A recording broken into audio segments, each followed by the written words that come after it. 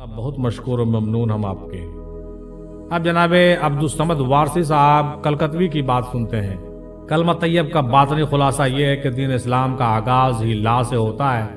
لا کے بغیر کوئی الہا تک نہیں پہنچ سکتا، یعنی کہ نفی کے بغیر اثبات کو نہیں جانا جا سکتا۔ کلمہ طیب کی ابتدا لا سے ہوتی ہے۔ نہیں ہے کوئی خدا، اس نے لا کے ذریعے ساری مخلوق کی نفی کر دی۔ اس مخلوق میں عدم بھی شامل ہے، اس کے بعد اللہ کے سوا کوئی موجود نہیں۔ صوفی کہتے ہیں کہ اس دنیا میں اللہ کے سوا اور کوئی موجود ہی نہیں ہے۔ آدم کی ساری آدمیت کو اگر نکال دو تو باقی اللہ ہی رہ جاتا ہے۔ اللہ کے معنی آدمیت کی نفی، اللہ کا معنی اللہ ہی کو اپنی اثبات کرو۔ اصل کلمہ خود ہی کی تصدیق کا نام ہے، زبان حق سے اقرار کرنا اپنے ایک ہونے کا، کیونکہ دوسرا شرک ہے۔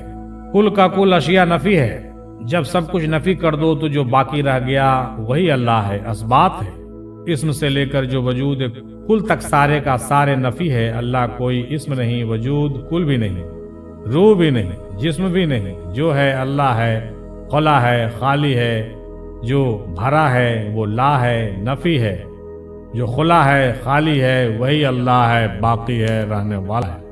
ماشاءاللہ، یہ تھے جناب عبدالصمد وارثی صاحب۔ آپ جناب محترمہ حسنہ فاطمہ صاحبہ کی باتیں سنتے ہیں۔ لا کے معنی ہے نہیں، اور نہیں سے مراد فانی اشیاء ہے جو اللہ کا غیر ہے۔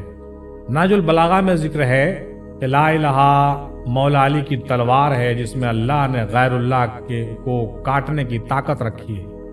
طالب کو لا الہ کی ضربوں سے اللہ کے غیر کو کاٹنے کا کام سر انجام دینا ہوگا، چاہے وہ نفس ہو، خواہش ہو، یا پھر دنیاوی لوگ یا خاندان ہی کیوں نہ ہو۔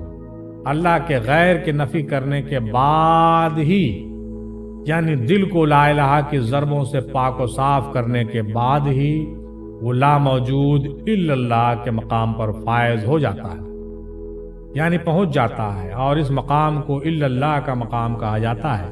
یہ وہ الفاظ ہیں جن کو طے کرنا ایسا ہے جیسے سمندر کی گہرائی میں وہ غوطہ لگانا۔ کوئی اوپر کی سطح پر ڈوب گیا، کوئی درمیانی سطح میں ڈوب گیا، اور کوئی گہرائی تک پہنچ کر اوپر نہ آ سکا، اور کوئی گہرائی کا نظارہ دیکھ کر اوپر بھی آیا اور دوسروں کو بھی اس نظارے سے آگاہ کیا۔ جہاں دو راستے ہوتے ہیں وہاں سوچ آتی ہے۔ جس آدمی کے پاس راستہ ہی ایک ہو اسے سوچنے کی ضرورت ہی نہیں ہے۔